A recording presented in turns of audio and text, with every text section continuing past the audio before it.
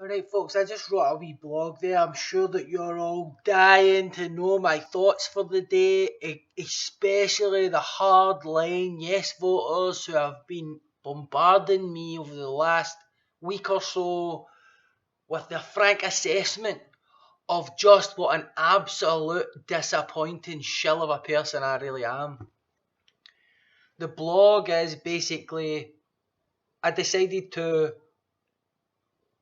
trace back where this grievance of mine with the SNP originated.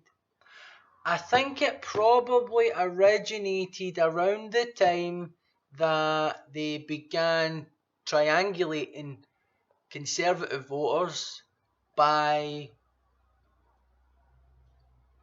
deciding not to do anything about regressive forms of taxation that actually compound the very structural inequality that the whole independence case is hinged on fighting against, or something like that.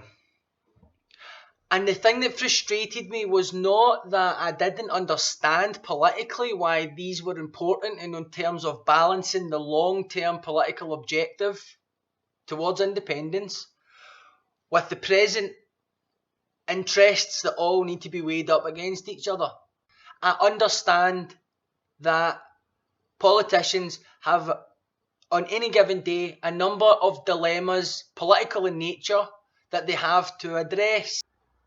All I was annoyed about was the fact that when challenged about it, Nicola Sturgeon basically tried to make it sound as if not reforming these regressive systems of taxation was just as good as reforming it, obscuring, obfuscating, pivoting, flip-flopping. You know, I would have appreciated it if you just said, we decided not to do anything about council tax because it's politically difficult.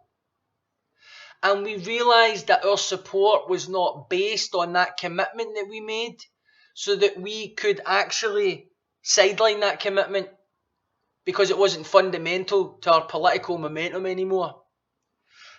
And we're trying to move everyone gradually towards independence, and this means shaping policy that tries to stay in line with socially progressive values while also not scaring away the horses.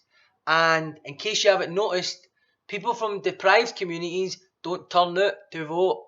In fact, the last time they really turned out to vote was the independence referendum, where following that, the SNP absorbed unprecedented levels of political and cultural clout, up here and in London. That was partly because the message of independence was both so energising and vague that people from all sections of society flocked under the umbrella, despite the fact many of these groups under that umbrella have fundamental interests that can't be easily reconciled politically, economically, culturally. For me, the frustration has just been that while SNP politicians, who are understandably on the defence and on a war footing at the same time, why they can't let go of some of their anxiety about being more honest, about the nature of the society in which we live, the nature of the political dilemmas. Why is it hard to reform council tax? Why is it hard to make people with money pay a wee bit more? I mean, it's one thing deciding not to do that. It's another thing attacking other parties for pointing out your hypocrisy. It's another thing imbuing a section of the electorate who's just taken its first political steps with sound bites that are both vacuous and infuriatingly hypocritical. So a ninth consecutive council tax freeze is a gift for taxpayers, despite the fact that that impacts on services that affect society's most vulnerable people. Homelessness, which is all linked in with mental health and all linked in with addiction. These are the services that are being cut. Sturgeon knows this. That's why she invested £54 million broadening service provision in mental health, because that's an attempt to plug a gap. I'm saying by all means, do what you think is right to guide the country towards independence. I realise that the SNP is a centre-ground political party with a founding principle, and that it needs to be afforded a certain benefit of the doubt and political flexibility by people like me who are for independence in order to carry out its tasks. But at the same time, also recognise that obscuring some of the issues in a hostile political climate doesn't just deflect the attacks from your opponents, but the people who actually support you begin to see through it as well. The people who support you begin to think you cynical or foolish for coming up with phrases like talking up for Scotland, which means nothing. For saying things like, who benefits from SNP policies? We all do. Which means nothing.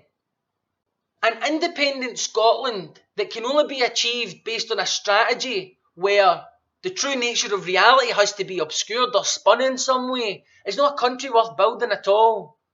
So I'm simply coming from a place of demanding in my politicians a higher quality of dialogue, regardless of the threat from the unionist media, regardless of the threat from unionist politicians, who, by the way, are responsible for this whole scenario in the first place. I'm not being overly idealistic by asking intelligent, educated politicians not to engage in a strategy which is so openly about manipulating the naivety of certain sections of the electorate in order to advance a political agenda. Let's not forget, this is a section of the electorate that trusts Nicola Sturgeon so much that it took them nearly 2 weeks to come to terms with the fact that she actually did pose on the front page of The Sun with a copy of The Sun. And that this image of Nicola Sturgeon that has been cultivated in their mind is so hard to reconcile with the cold, shrewd, pragmatic reality of Nicola Sturgeon that they actually had to construct an elaborate fantasy to create reasoning for why she would behave in such a morally jarring way. Let's educate our population. Let's build political consciousness. Let's understand the true nature of the dilemmas that you face as politicians. What are you so afraid of? There has never been a Scottish government with this much power.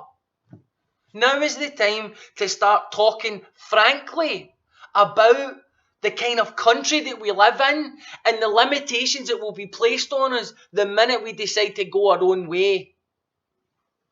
That's why I'm frustrated at the SNP. It's not because I'm a Union. It's not because I'm a no voter. It's not because of any of those reasons. This isn't about criticising yes voters. This is about making sure that certain sections of the yes movement are being told the truth by the people they trust. And I'm being shouted down all the time by the same people who took 2 weeks to figure out that Nicola Sturgeon did pose with the front page of The Sun and still haven't asked themselves the question, if I was wrong about that, if I was so wrong about something I couldn't be more wrong about it if I tried, then what else might I be wrong about?